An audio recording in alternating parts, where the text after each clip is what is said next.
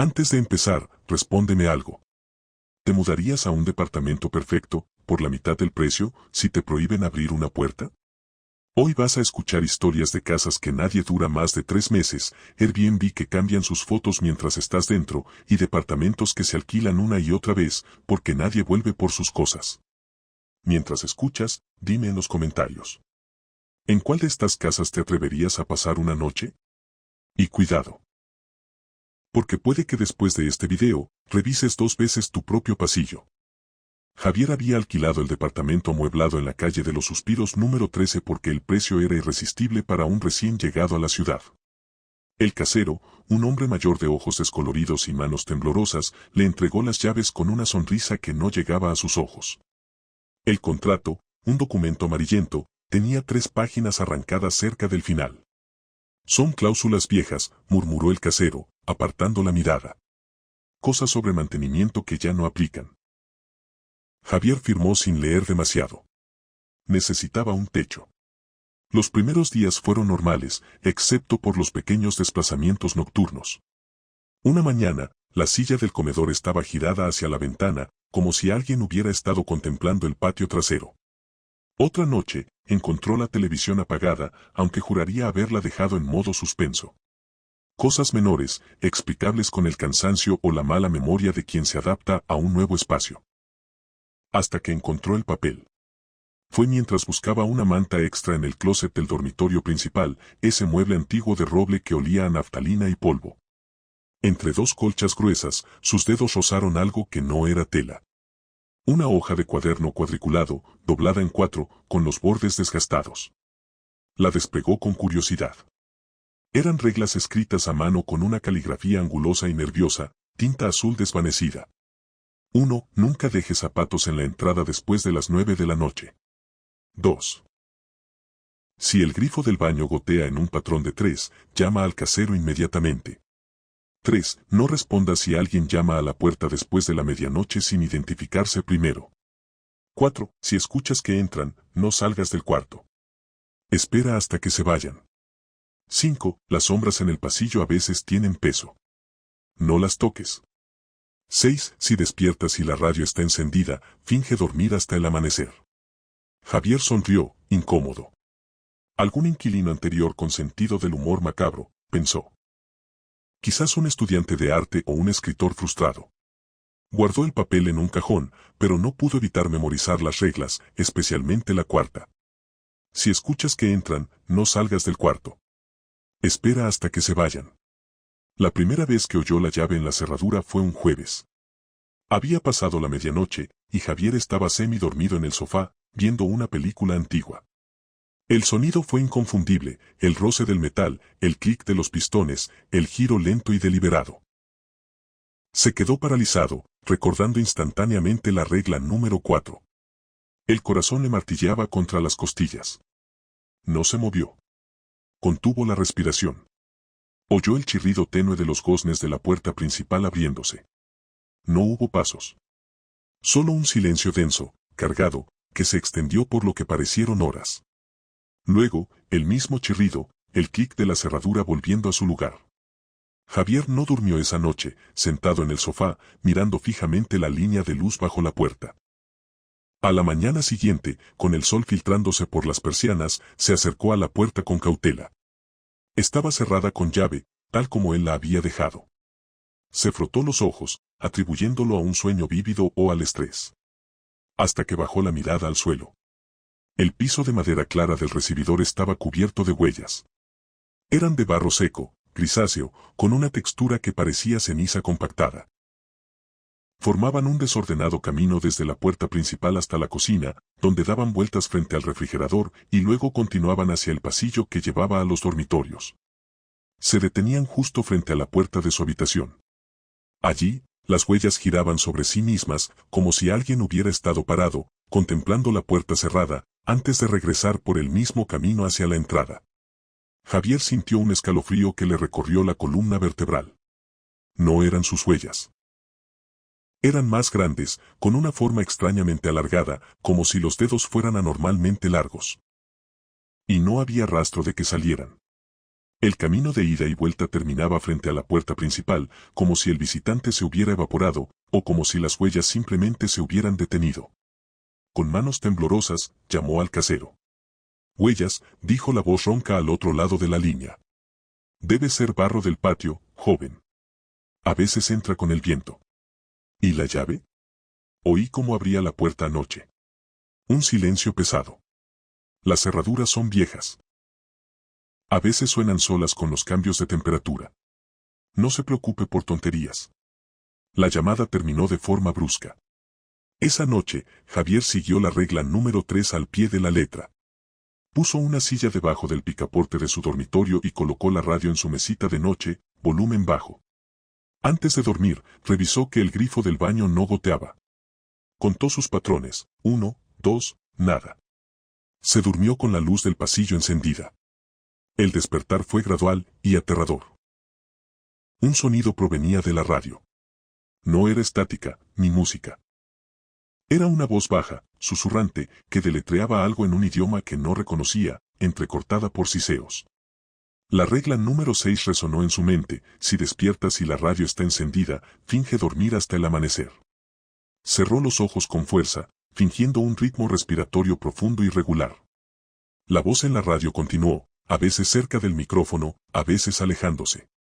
Olía a ozono y a tierra mojada, un olor que impregnaba la habitación. Oyó un sonido suave, como de uñas arrastrándose levemente sobre la pared al otro lado de la puerta. Luego, unos pasos lentos, arrastrados, que recorrían el pasillo una y otra vez. Finalmente, el amanecer tiñó el cielo de un gris pálido.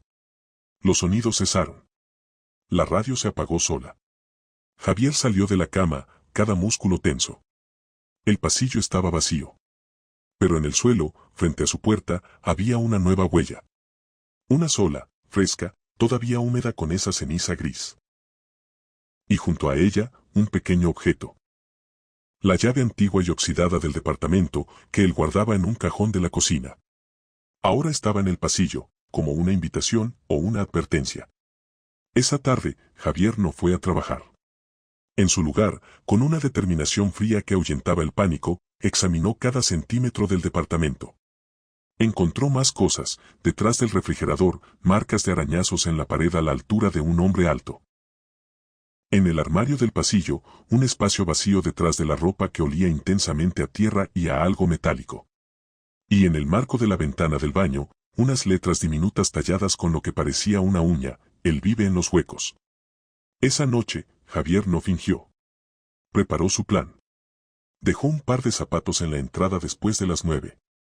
Puso una cámara de su teléfono grabando hacia el recibidor. Y esperó, despierto, con un cuchillo de cocina en la mano y el papel de las reglas doblado en su bolsillo. La medianoche llegó y pasó. La 1. Las 2. A las 3:07 de la mañana, el grifo del baño empezó a gotear. El patrón de 3. La regla número 2. Javier no llamó al casero. Contuvo la respiración. El sonido de la llave en la cerradura fue más fuerte esta vez, más urgente. La puerta se abrió. Esta vez, desde su escondite en el dormitorio entreabierto, Javier vio. No era una persona. Era una silueta de sombras densas que absorbía la poca luz del pasillo, con una estatura que rozaba el techo. No tenía rasgos, solo una forma humana distorsionada, y dejaba tras de sí ese rastro de ceniza gris. Caminó directamente a la cocina, se detuvo frente al refrigerador y permaneció allí, inmóvil, durante 10 minutos interminables. Luego, giró lentamente. Sus pies no hacían ruido sobre las tablas del piso. Avanzó por el pasillo, deteniéndose frente a cada puerta cerrada. Finalmente, se detuvo frente a la de Javier. La sombra se inclinó, y Javier pudo ver, donde debería estar la cabeza, un profundo hueco de oscuridad absoluta. La sombra extendió un brazo alargado y tentacular. Sus dedos, hechos de penumbra y frío, se posaron sobre el picaporte. Lo giró suavemente. La silla que Javier había puesto como tope crujió bajo la presión. Javier recordó la última línea que había tallado en la ventana. Él vive en los huecos. Los huecos en las paredes. Los huecos en el contrato. Los huecos en la normalidad. La sombra empujó la puerta, la silla cedió con un quejido de madera. La puerta se abrió. Javier, ya sin aliento, apretó el mango del cuchillo. La regla decía no salgas del cuarto. Pero la regla había sido escrita por alguien que, probablemente, ya no estaba. La sombra entró, llenando la habitación con su presencia gélida y el olor a tierra húmeda.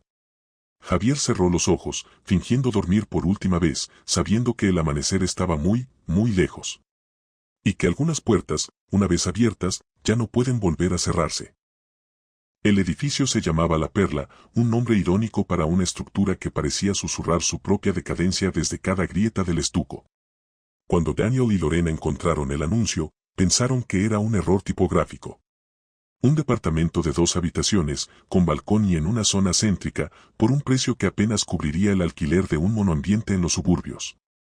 La entrevista con el dueño, el señor Bermúdez, fue breve y extrañamente formal. Un hombre de edad indefinida, con manos surcadas de venas prominentes y un olor a naftalina y tierra húmeda. El contrato, un documento mecanografiado en una máquina antigua, incluía una cláusula específica, subrayada 2 veces con tinta roja. Queda estrictamente prohibido a los inquilinos el acceso, uso o manipulación de la habitación ubicada al final del pasillo del ala norte. La violación de esta cláusula resultará en la terminación inmediata del contrato y la asunción de toda responsabilidad por daños o perjuicios derivados. Es por seguridad, dijo el señor Bermúdez, sin mirarlos a los ojos, mientras guardaba una copia del contrato en un maletín de cuero desgastado. Instalaciones antiguas. Riesgo de derrumbe. Lo siento. La habitación en cuestión era, en efecto, pequeña e insignificante. Su puerta, de madera oscura y sin pomo, solo tenía una cerradura antigua de llave larga. No había mirilla. Daniel, más pragmático, asumió que guardaba tuberías obsoletas o un desastre de cableado. Lorena, de instinto más agudo, sintió un frío peculiar al pasar frente a ella, como si el umbral repeliera el calor del pasillo. La primera noche, el silencio fue absoluto. Demasiado absoluto. Ni siquiera los sonidos habituales de la ciudad, claxones, música lejana, penetraban las gruesas paredes de La Perla. La segunda noche, Daniel se despertó con un sobresalto. Un sonido bajo y rítmico, como si alguien diera suaves palmadas contra una madera hueca. Provenía del final del pasillo. Miró el reloj, las 3:07. Al minuto siguiente, el sonido cesó. Así comenzó el ritual. Cada noche, puntual como un reloj maldito, los golpes suaves resonaban a las 3:07 y duraban exactamente 60 segundos. Daniel, al principio incrédulo, intentó racionalizarlo, expansión térmica de las tuberías, ratones en las paredes. Pero no había tuberías expuestas y los golpes eran demasiado regulares, demasiado intencionales. Lorena empezó a tener pesadillas recurrentes. Una figura encorvada raspando algo en la oscuridad, un susurro que no era una voz, sino el sonido de la humedad goteando en un charco profundo. El olor llegó una semana después. Al principio fue apenas perceptible, un tufo a tierra mojada y ropa guardada demasiado tiempo. Pero rápidamente se intensificó, transformándose en una fetidez densa y dulzona, a podrido encerrado, a carne olvidada. Se impregnó en las cortinas, en la ropa de cama, en el cabello de ambos. Ventilar era inútil. El aire que entraba parecía cargarse aún más del hedor. Y la fuente era, inequívocamente, la habitación prohibida. Una mañana, después de una noche particularmente inquieta, Lorena gritó desde el pasillo. La puerta, siempre cerrada, estaba entreabierta. No unos centímetros, sino apenas el grosor de una moneda. Una rendija de oscuridad absoluta. Daniel no recordaba haberla tocado jamás. Con el corazón latiéndole en el oído, se acercó. El olor era aquí insoportable, físico, como una mano húmeda apretándose contra su rostro. Empujó la puerta con la punta del pie. La habitación era un cubo vacío. No había muebles, ni cortinas, ni interruptor de luz. La luz del pasillo se derramaba en el interior, revelando las paredes. De la base hasta aproximadamente la altura de la cintura, las paredes estaban cubiertas de marcas. No eran rayones al azar. Eran surcos profundos y paralelos, 4 líneas juntas y una separada, una y otra vez, superpuestas en un frenesí de desesperación. Marcas de uñas humanas. Algunas mostraban rastros oscuros y secos en su profundidad. Y en el centro del piso de tablas desnudas no había un colchón. Había un hueco, un rectángulo perfectamente cortado en el suelo, y dentro, como un ataúd tosco, yacía un colchón viejo, de franjas azules y blancas descoloridas. Estaba empotrado, como si el suelo se lo hubiera tragado y luego hubiera decidido no digerirlo del todo. En su superficie, una mancha oscura y extensa se había fusionado con la tela. Daniel retrocedió, arrastrando a Lorena consigo. Cerrando la puerta de golpe, llamó al señor Bermúdez. El teléfono sonó en el vacío. Lo intentaron 1, 2, 10 veces al día. Nunca más hubo respuesta. La inmobiliaria que había publicado el anuncio dijo no tener registro de ese propietario para esa dirección.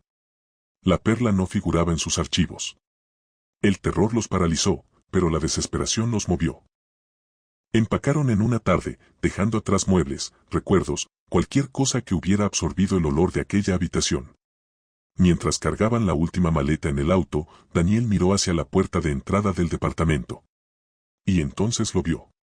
La puerta de la habitación prohibida, la que siempre había tenido esa cerradura antigua y prominente, estaba cerrada. Pero desde el exterior, bajo la luz cruda del atardecer, pudo verlo con total claridad. Alrededor del ojo de la cerradura, la madera estaba lisa, intacta. No había ranuras para los pestillos, no había placa metálica, no había agujero para la llave. Solo un círculo de madera pintada, simulando una cerradura que nunca existió. La cerradura, la que el señor Bermúdez había hecho girar con su llave larga durante la entrega, la que ellos mismos habían visto todos los días, solo había estado del lado de adentro. El frío que los recorrió entonces no era el del miedo, sino el de una comprensión glacial y tardía. Los golpes a las 3 y 7 de la mañana no eran un intento de salir. Eran un recordatorio. Un recordatorio de que algo, en algún momento, había sido encerrado allí.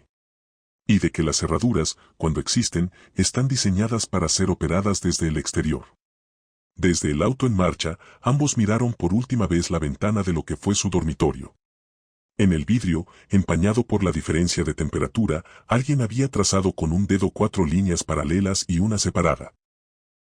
Y justo detrás, apenas visible, una silueta encorvada se recortaba contra la oscuridad creciente del pasillo, mirándolos marcharse. El anuncio parecía demasiado bueno para ser verdad, una casita de campo, impecable y aislada, por un precio irrisorio para una semana completa.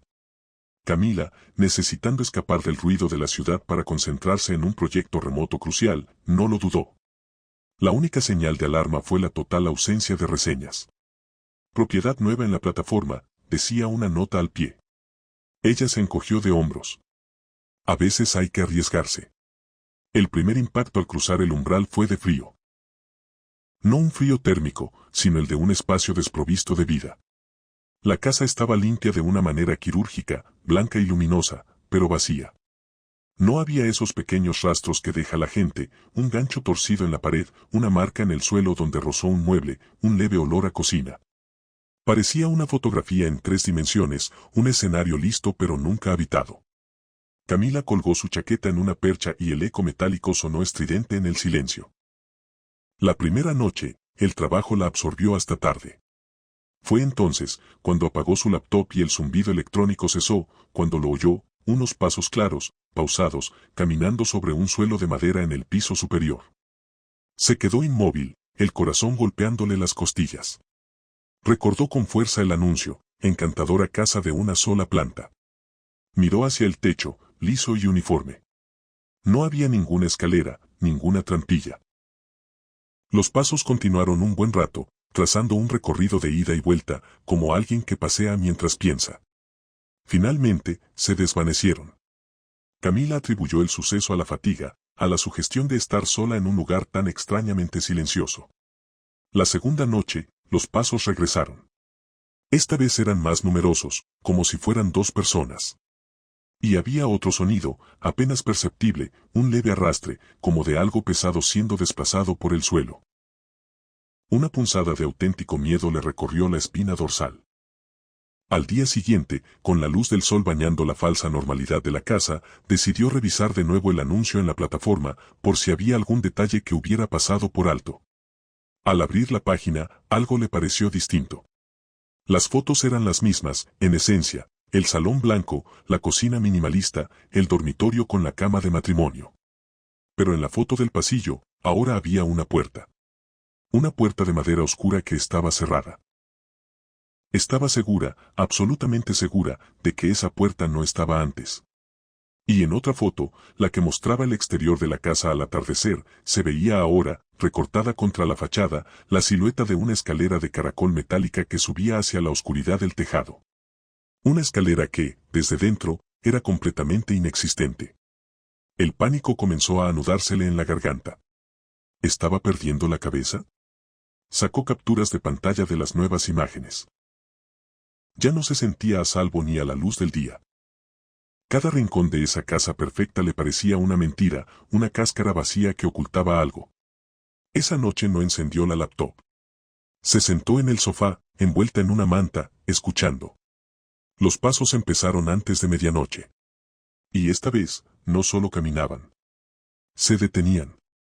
Y luego, un sonido nuevo, unos golpes suaves, rítmicos, como si alguien estuviera tocando desde el otro lado del techo, buscando la manera de bajar. La última mañana de su estancia amaneció gris. Camila había pasado la noche en vela, empujada contra la puerta principal, lista para huir. Solo la racionalidad última la detenía, faltaban pocas horas para que terminara su reserva. Recogería sus cosas y se iría sin mirar atrás. Hizo su maleta con manos temblorosas y, al deslizarla desde debajo de la cama, el borde chocó con algo sólido. Con un estremecimiento, se agachó y miró. Allí, en la penumbra, había otra maleta. Pequeña, de un color gris apagado, polvorienta. No era suya. Con un nudo en el estómago, la arrastró hacia la luz. La cremallera se atascó un poco, como si no la hubieran abierto en mucho tiempo. Al forzarla, la tela se desgarró ligeramente. Dentro, cuidadosamente dobladas, había prendas de ropa. Unos jeans, varias camisetas, un suéter de lana. Camila, con un presentimiento horrible, sacó una camiseta. Era de su marca favorita, de una edición limitada que ella misma poseía. La desplegó. Era de su talla exacta. Con manos cada vez más frías, fue sacando el resto. Los jeans, su talla. El suéter, su talla preferida. Incluso la ropa interior, de un estilo que ella solía comprar. No eran prendas nuevas, tenían ese leve desgaste de quien las ha usado, lavado y vuelto a usar. Como si fueran suyas. Fue entonces cuando alzó la vista. En la pared frontal del dormitorio, frente a la cama, había un pequeño espejo redondo que nunca le había llamado la atención. Ahora, en su reflejo, no veía la puerta de la habitación a su espalda. En su lugar, el espejo mostraba una pared de ladrillo desnudo. Y apoyada contra ella, una escalera de caracol metálica, oxidada, que ascendía hacia un agujero negro en el techo. Un crujido seco resonó detrás de ella. No en el techo. En la misma habitación. Camila se volvió lentamente, la ropa ajena y familiar aún entre sus manos. La pared lisa y blanca a los pies de la cama ahora mostraba el contorno tenue, como dibujado con polvo, de una puerta. Y ese contorno empezaba a resaltar, a abultarse, mientras del otro lado comenzaba a oírse el sonido de unos dedos arañando la madera, buscando el picaporte desde dentro. Esteban recibió la noticia de la herencia en un sobre manchado de humedad. Su tía Elvira, una mujer de pocas palabras y mirada siempre perdida en el horizonte, había fallecido en silencio, como había vivido. La casa en las afueras del pueblo era todo lo que dejaba. Los vecinos, al verlo llegar con sus escasas pertenencias en la camioneta, intercambiaron miradas que él no supo descifrar entonces, una mezcla de alivio y de lástima profunda. La casa era una estructura de piedra gris, con ventanas estrechas y un jardín salvaje que parecía querer devorar los senderos. La llave pesaba en su mano. Al cruzar el umbral, un olor a tierra húmeda y a madera vieja lo envolvió. Era el olor de su tía, un fantasma de alcanfor y soledad. Los primeros días fueron de una tranquilidad engañosa. Esteban ordenó los muebles, limpió el polvo de años y trató de imprimir su propio ritmo a aquellas paredes. Pero pronto notó los detalles. Los detalles que no cuadraban. Fue una tarde, buscando un fusible, cuando descubrió el primer mecanismo. Todas las cerraduras internas, las de los dormitorios, la del baño, incluso la del armario del pasillo, tenían un pequeño orificio disimulado en el marco, al lado de la cerradura normal. Con una llave especial que encontró en un cajón de la cocina, podían abrirse desde fuera. Probó con la puerta de su dormitorio. El clic del pestillo al ceder desde el pasillo sonó como un hueso quebrado en el silencio de la casa. Esa noche durmió con una silla apoyada contra el pomo. Al día siguiente, la primera anomalía. Se despertó con la certeza de que algo estaba mal. El pasillo. El pasillo era distinto. La puerta del baño, que estaba a la izquierda al final, ahora estaba a la derecha. La puerta de la habitación de invitados, que daba al norte, ahora daba al este, hacia el débil sol de la mañana. Esteban se frotó los ojos. Había bebido, sí, pero no tanto. Revisó mentalmente el plano de la casa. No, no lo había cambiado. Nunca dejaba las puertas así. Fue una mudanza silenciosa, un reacomodo de la arquitectura mientras él dormía. Al tercer día, la puerta de la cocina, que daba al jardín trasero, apareció intercambiada con la de la despensa. Ahora, para tomar café, tenía que pasar por un cuarto oscuro lleno de provisiones enlatadas por su tía, y la despensa daba directamente a la maleza. El vecino más cercano, el señor Llanos, un hombre de rostro curtido y manos de labriego, lo observaba desde su terreno. Un día, Esteban no pudo más y lo abordó mientras podaba sus rosales. Disculpe, señor Llanos. ¿Esta casa siempre ha sido así? El hombre dejó la tijera, su mirada se volvió pesada, cargada de una pena antigua. Su tía Elvira era una buena mujer. Callada. Hizo una pausa, eligiendo las palabras con pinzas. Nadie ha vivido ahí más de 3 meses seguidos, muchacho. Ni siquiera ella, al final, dormía aquí todas las noches. Venía de día, como si cumpliera un turno. Esteban sintió un escalofrío que no provenía del viento. ¿Por qué? ¿Qué pasa? Los vecinos que lo precedieron, explicó el señor Llanos con voz baja, se fueron diciendo siempre lo mismo, como si hubieran ensayado la frase, la casa no te deja estar solo. Uno, un pintor, juró que los cuadros cambiaban de lugar y que los retratos le seguían con la mirada. Otro, una maestra, dijo que los libros se reordenaban solos, formando frases en las estanterías. Todos hablaban de las puertas. De las puertas que se movían. ¿Y mi tía? ¿Qué decía ella? El señor Llanos negó lentamente con la cabeza. Nada. Nunca dijo nada. Pero la veíamos hablar sola en el jardín. Como si discutiera con alguien que solo ella podía ver. Esteban decidió quedarse. Por terquedad, por honor a la memoria de su tía, porque no tenía a dónde más ir. Compró cámaras de vigilancia baratas. Las instaló en los pasillos. Por las mañanas, revisaba las grabaciones. Nada. Solo la estática de la noche y su propia figura durmiendo, inquieta. Pero las puertas, al amanecer, seguían en lugares distintos. Era como si las paredes mismas se contrajeran y expandieran, digiriendo los espacios. La casa no te deja estar solo. Empezó a entenderlo. Nunca había silencio verdadero. Siempre había un crujido, un susurro de madera, un golpecito lejano en las tuberías. Si se sentaba a leer, sentía una presencia a su espalda, un aliento frío en la nuca. Si se duchaba, la cortina opaca se abultaba levemente, como si alguien se hubiera parado al otro lado. Siempre acompañado. Nunca solo. La tensión se enroscó en su estómago como un alambre de púas. Dormía poco y mal. Las cámaras mostraban nada, pero él sabía. Sabía que algo recorría los pasillos en la oscuridad, reordenando, observando. Hasta que llegó la noche del mes y medio. Esteban yacía en la cama, en ese limbo entre la vigilia y el sueño, cuando un sonido lo hizo abrir los ojos de par en par. No era un crujido. No era un susurro. Era una voz. Clara, nítida, saliendo de la habitación de invitados, la que esa noche estaba al lado izquierdo de su dormitorio, no al frente como había estado por la mañana. Esteban. Un hilillo de hielo le recorrió la columna. Conocía esa voz.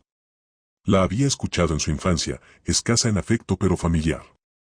Era grave, un poco ronca por el tabaco. Era la voz de su tía Elvira. Su cuerpo se paralizó. La sangre rugió en sus oídos. La habitación de invitados estaba vacía.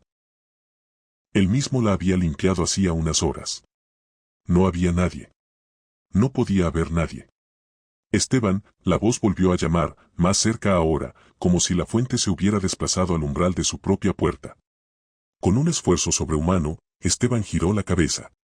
La silla que siempre ponía contra la puerta estaba intacta. El pomo no se movía. Pero desde la rendija inferior, desde la oscuridad del pasillo, una sombra se alargaba, proyectada por una luz que no debería existir.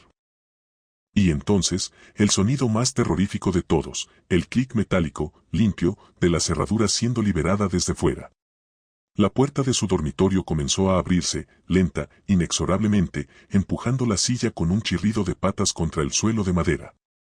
Y en el vano, recortada contra la penumbra del pasillo, no había una figura, sino un vacío con forma humana, un hueco en la realidad que absorbía la poca luz de la luna que entraba por la ventana. Ya no estás solo, sobrino. Susurró la voz de la tía Elvira, saliendo de ese vacío. La casa por fin tiene a los dos. Esteban no pudo gritar. Solo pudo observar, con los ojos desencajados, cómo las paredes de su dormitorio comenzaban a fluir y a rearrastrarse, cómo la puerta del armario se desplazaba hacia donde antes estaba la ventana, y cómo la ventana misma se desvanecía, convertida en otro muro liso y frío. La casa se reconfiguraba alrededor de él, atrapándolo en su nuevo diseño, mientras la presencia de su tía, o lo que quedaba de ella, se deslizaba hacia adentro, llenando el espacio con un frío ancestral y la certeza de que, efectivamente, nunca más volvería a estar solo. Nunca. La llave de bronce pesaba más de lo normal en la mano de Marcos cuando el administrador se la entregó. Piso 4, departamento 4C. Una ganga, señor, dijo el hombre con una sonrisa que no llegaba a sus ojos grises. El edificio Las Acacias era una joya arquitectónica en el corazón de la ciudad, con su fachada de piedra tallada y ventanales altísimos. El precio era inexplicable, la mitad del mercado. Marcos, un joven arquitecto recién llegado a la capital, lo atribuyó a la suerte. El silencio fue lo primero que notó. Mientras el resto del edificio resonaba con los ecos de vidas ajenas, pasos en el pasillo, risas ahogadas, el rum de televisores, el 4C existía en una burbuja de absoluto mutismo. Ni siquiera el sonido de la calle, trepidante a solo 2 cuadras, lograba filtrarse por los gruesos muros. Era un silencio denso, tangible, como algodón en los oídos. La primera noche, Marcos desempacó sus escasas pertenencias. A la 1:47 a.m., un chirrido metálico y antiguo rasgó el aire, el ascensor. Escuchó el zumbido del mecanismo subiendo, deteniéndose con un clunk preciso en su piso. Los cables se aquietaron. Esperó el sonido de las puertas al abrirse, de pasos en el pasillo de baldosas. Nada. Solo el silencio regresando, más pesado que antes. Al asomarse, el pasillo estaba vacío, iluminado por la tenue luz de una lámpara que parpadeaba justo frente a su puerta. Los días siguientes, la rutina se repitió. Ascensor subiendo, parada en el 4º piso, puertas que no se abrían. Una noche, impulsado por una mezcla de fastidio y curiosidad, Marcos esperó junto a la mirilla. Cuando el ascensor se detuvo, contuvo la respiración. A través del ojo de pez, vio las puertas de bronce deslizarse, revelando la cabina vacía e iluminada. Pero justo antes de que se cerraran, la luz dentro del ascensor parpadeó violentamente y, por un fotograma, creyó ver la silueta oscura y alargada de alguien de pie en el rincón. Las puertas se sellaron. El ascensor descendió.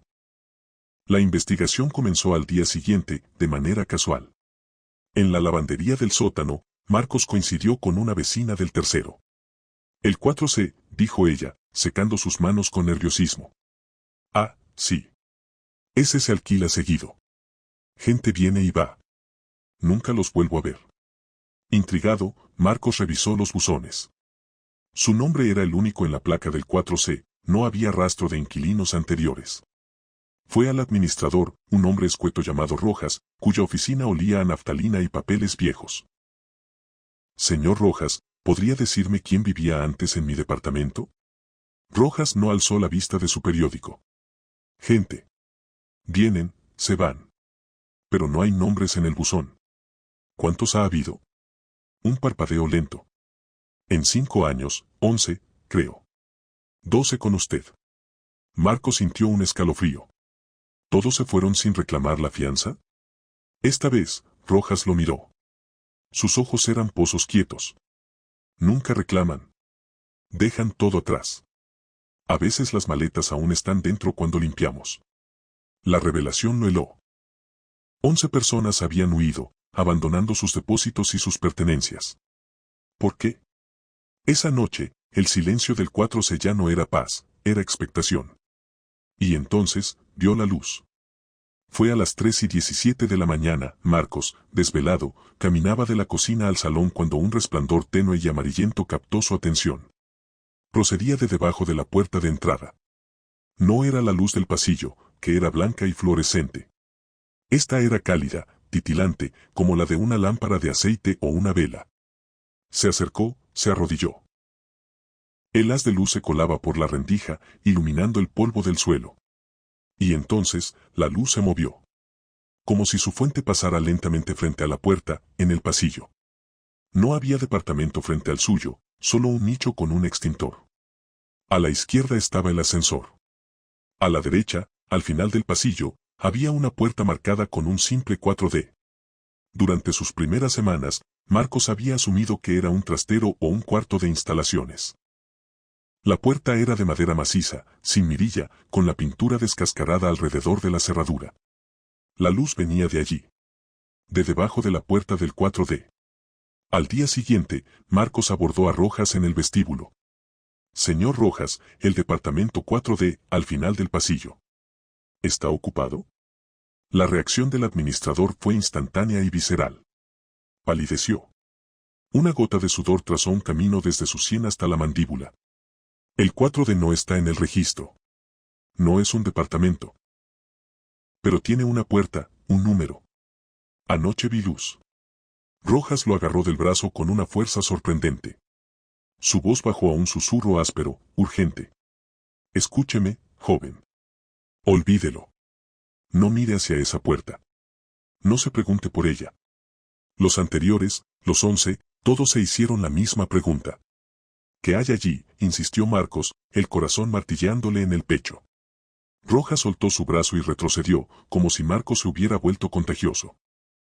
Su respuesta fue un susurro cargado de 5 años de historias no contadas, de maletas abandonadas y depósitos perdidos. Ese nunca se renta, porque nadie entra 2 veces. Esa última frase se incrustó en la mente de Marcos como un clavo. La noche siguiente, el silencio del 4C se volvió opresivo, cargado. El ascensor no subió. En su lugar, a la hora exacta en que siempre paraba, Marcos escuchó un nuevo sonido. Un arrastre lento y pesado en el pasillo, como si algo macizo fuera siendo desplazado sobre las baldosas. Se acercó a la puerta, el oído pegado a la madera. El arrastre se detuvo justo al otro lado. Y entonces, un sonido de respiración. No la respiración humana de alguien descansando, sino una inhalación profunda, ronca, satisfecha, como la de un perro olfateando una presa a través de una rendija. La luz bajo su propia puerta se apagó. No por un corte de energía, sino porque algo, al otro lado, la estaba tapando. Marcos retrocedió hasta el sofá, temblando. Miró su teléfono. La hora, 1:47 de la mañana. Miró su maleta, medio deshecha en un rincón. Pensó en el depósito, un monto que necesitaba desesperadamente. Pensó en los 11 que vinieron antes. ¿Habían sentido este mismo terror glacial? ¿Habían escuchado esa respiración al otro lado de la puerta? ¿Y qué había pasado cuando, impulsados por un miedo insoportable o una curiosidad fatal, habían decidido no solo preguntar por el 4D, sino abrir esa puerta? El administrador tenía razón. El 4D no se alquilaba. No era un departamento. Era otra cosa. Una cosa que esperaba, paciente, en el silencio absoluto del 4º piso, a que el nuevo inquilino del 4 hiciera la pregunta equivocada o diera el paso equivocado. Y Marcos, sentado en la oscuridad de su ganga demasiado barata, comprendió de pronto el verdadero costo del silencio y por qué nadie reclamaba nunca su depósito. Algunas cosas, una vez vistas, no permiten regresar a recoger tus cosas. Solo permiten huir. Lucía nunca había sido supersticiosa, pero desde que se mudó a la casa compartida en la calle Olvido, algo en su interior se había torcido. El anuncio había sido demasiado bueno para ser verdad, un cuarto amplio, luminoso y a un precio irrisorio en una zona céntrica. Solo había una condición extraña, mencionada casi de pasada por la casera, una mujer de ojos evasivos llamada Doña Margarita: el baño del fondo no se usa. Las tuberías fallan. Al principio, Lucía no le dio mayor importancia.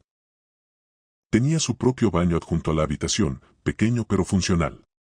El baño del fondo quedaba al final del pasillo, una puerta de madera oscura que siempre permanecía cerrada.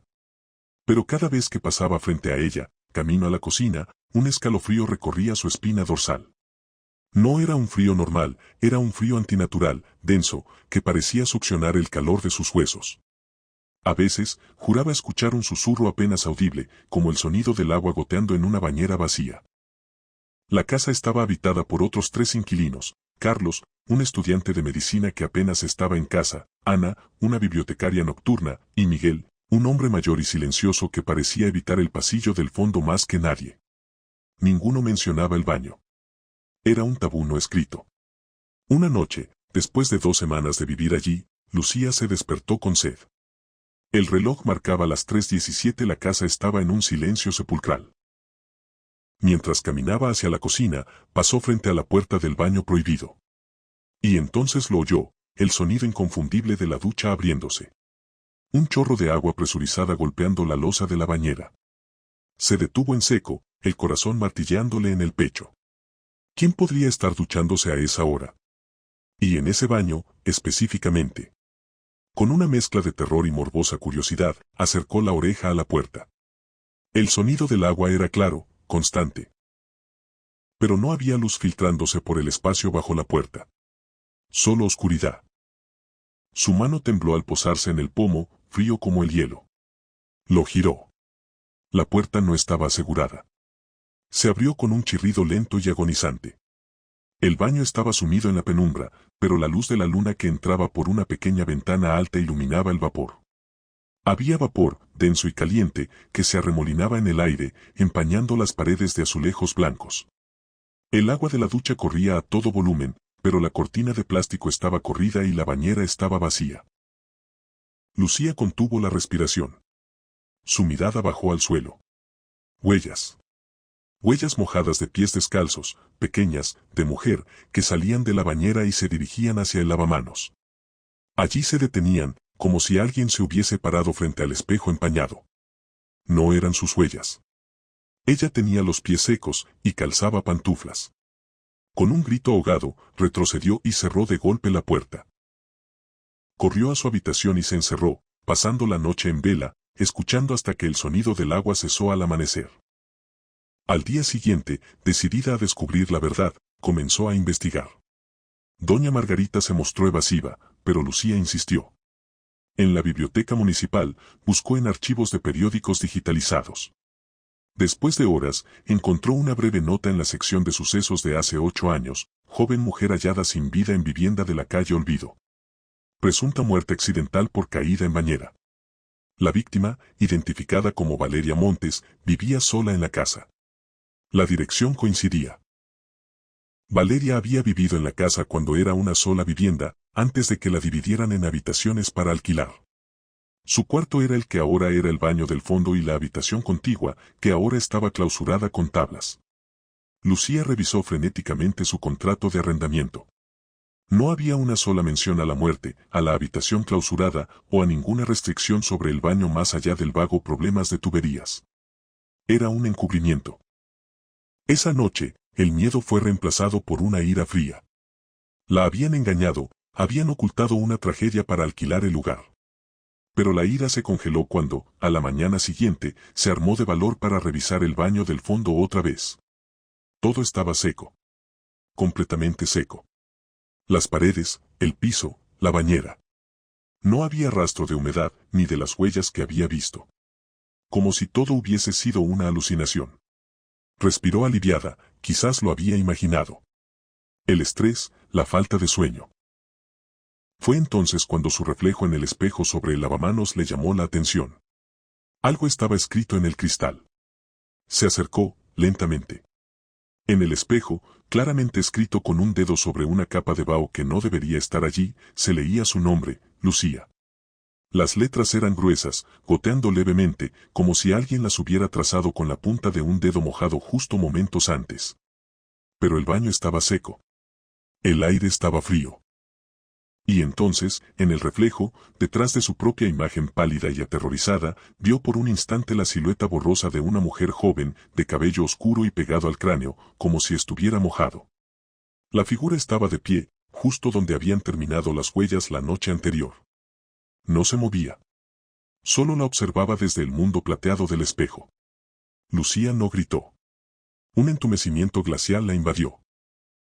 La figura en el reflejo levantó lentamente una mano y colocó su dedo índice sobre el espejo, justo al final de su nombre escrito. Y comenzó a arrastrarlo, dibujando una nueva letra, una V mayúscula, delante de Lucía. Valeria. Y Lucía. El mensaje era claro. Ya no era solo una presencia. Era una invitación. Una sustitución. Valeria no se había ido. Solo estaba esperando, en las tuberías que fallaban, en el vapor que surgía de la nada, en el frío antinatural del pasillo. Esperando a la siguiente inquilina que se atreviera a cruzar el umbral de su dominio acuático y helado. Y ahora, Lucía estaba atrapada en el contrato que no mencionaba lo más importante, que el baño del fondo ya tenía una ocupante permanente y que no tenía la menor intención de compartirlo. Andrea cruzó el umbral de la casa con una mezcla de alivio y expectativa. Había buscado durante meses un lugar tranquilo, alejado del bullicio de la ciudad, y aquella casa de 2 plantas en una calle arbolada parecía perfecta. Las paredes estaban recién pintadas, el jardín bien cuidado y el silencio era casi absoluto. Firmó el contrato de alquiler con el señor Lermot, un agente inmobiliario de modales pulidos y sonrisa profesional, quien le entregó las llaves sin apenas mirarla a los ojos. Los primeros días fueron idílicos. Andrea organizó sus libros, colgó sus cuadros y disfrutó del silencio que tanto anhelaba. Sin embargo, pronto notó algo peculiar, todos sus vecinos eran nuevos. La señora del 42, una mujer mayor de nombre Elvira, le confirmó el dato una tarde mientras Andrea sacaba la basura. «Llevo aquí 9 meses», dijo Elvira, secándose las manos en el delantal. Los del 44 se mudaron hace 3 semanas. Los del 38, hace 2 meses. Nadie supera el año. ¿Por qué?, preguntó Andrea, intrigada. Elvira se encogió de hombros, pero sus ojos, de un azul desvaído, parecían contener una advertencia. No es peligroso. No hay robos, ni ruido. Simplemente, la gente se va. Andrea no le dio mayor importancia. Quizás era una comunidad de gente itinerante, profesionales que se trasladaban por trabajo. Pero la sensación comenzó a instalarse lentamente, como una sombra que se arrastra por el suelo al atardecer. Empezó a notarlo en los rincones. Al principio, eran percepciones fugaces, la impresión de que alguien estaba parado en el umbral de la cocina cuando ella volvía la cabeza, la silueta difusa al fondo del pasillo que desaparecía al encender la luz. Lo atribuyó al cansancio, a la adaptación a un nuevo espacio. Hasta que comenzó a ver los reflejos. Las ventanas de su casa, especialmente al anochecer, cuando el interior estaba iluminado y el exterior era un manto negro, se convertían en espejos imperfectos. Y en ellos, los movimientos no coincidían. Veía su propio reflejo levantando una taza de té, pero en el cristal, la imagen a veces continuaba el movimiento unos segundos después, o realizaba un gesto diferente, como rascarse la mejilla o mirar hacia otro lado. Una noche, claramente vio a su reflejo sonreírle mientras ella fruncía el ceño, concentrada en un libro.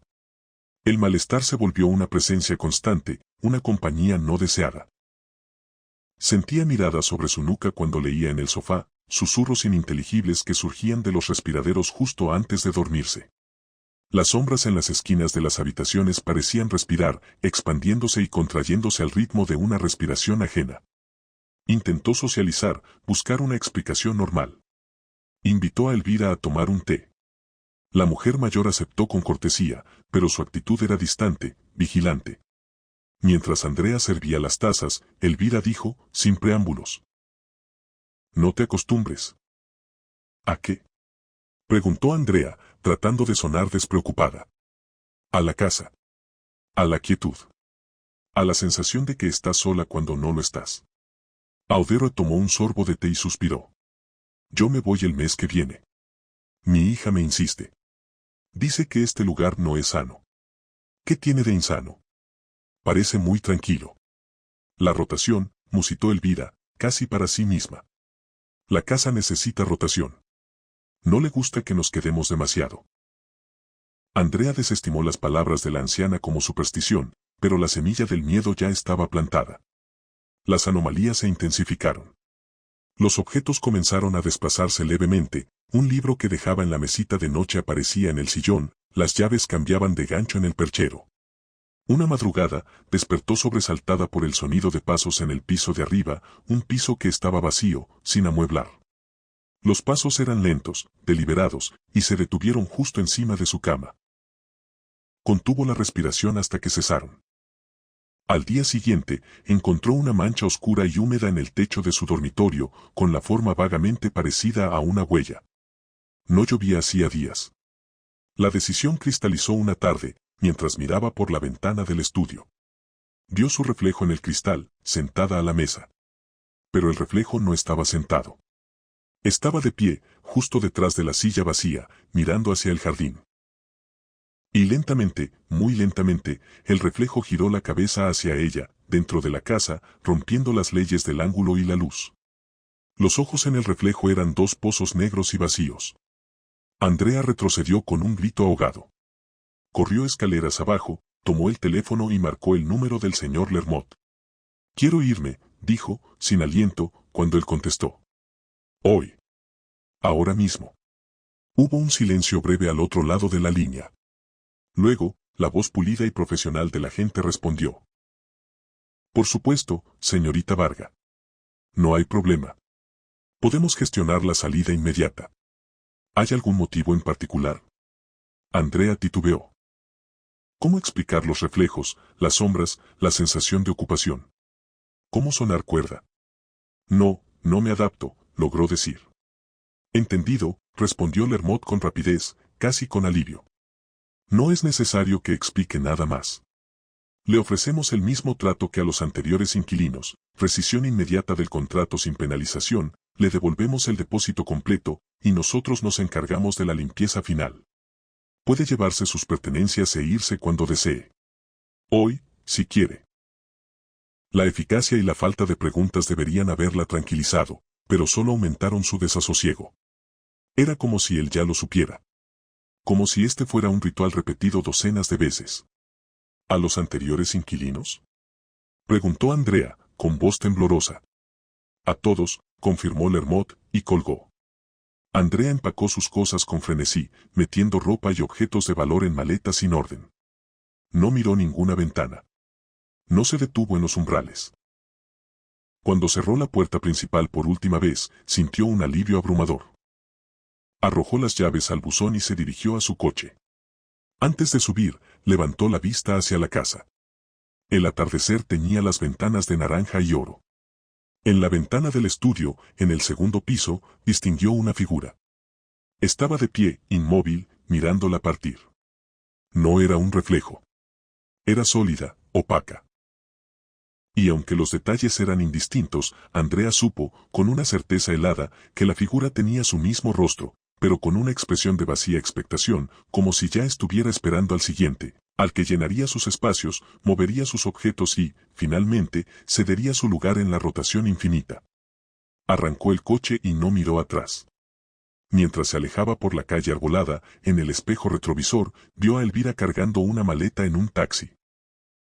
La anciana la miró pasar y le dirigió un leve y triste movimiento de cabeza. Era la última en irse de la manzana. Una semana después, Andrea, ya instalada en un pequeño apartamento en el centro de la ciudad, recibió un correo electrónico del señor Lermot. Adjuntaba el comprobante de la devolución íntegra de su depósito y un mensaje breve: «Ha sido un placer. La casa ya está disponible para el siguiente inquilino. Siempre necesitamos rotación». Y debajo, como firma automática, una línea, porque una casa vacía es solo una espera. Y una casa habitada, es un espejo. Andrea borró el correo y cerró la laptop.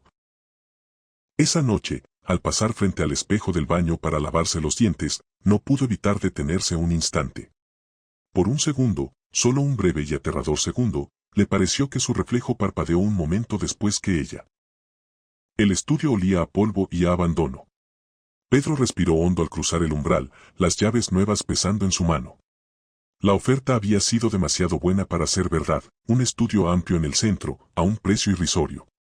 El casero, un hombre de mirada evasiva llamado don Ramiro, había sido escueto, el inquilino anterior se fue sin avisar. Dejó algunas cosas. Puede deshacerse de ellas. Pero lo que Pedro encontró no eran algunas cosas. Era la evidencia de una vida interrumpida. En la pequeña nevera, un cartón de leche abierto mostraba una fecha de caducidad de hacía 6 meses. El líquido había cuajado en una masa amarillenta y grumosa. En el armario, 3 camisas colgaban con precisión fantasmal, como esperando a que su dueño regresara de un viaje breve. Y en la mesita de noche, junto a un vaso con un resto de agua turbia, yacía un teléfono móvil antiguo, apagado, su pantalla cubierta por una fina capa de polvo. Pedro pasó la tarde limpiando, tratando de borrar la sensación de intrusión. Arrojó la comida podrida, dobló la ropa para donarla, pero el teléfono lo dejó en un cajón. Algo le impedía deshacerse de él. La primera noche, exhausto, se desplomó sobre la cama, que crujió bajo su peso con un quejido de muelles viejos. El sueño lo arrastró rápidamente, pero no fue reparador.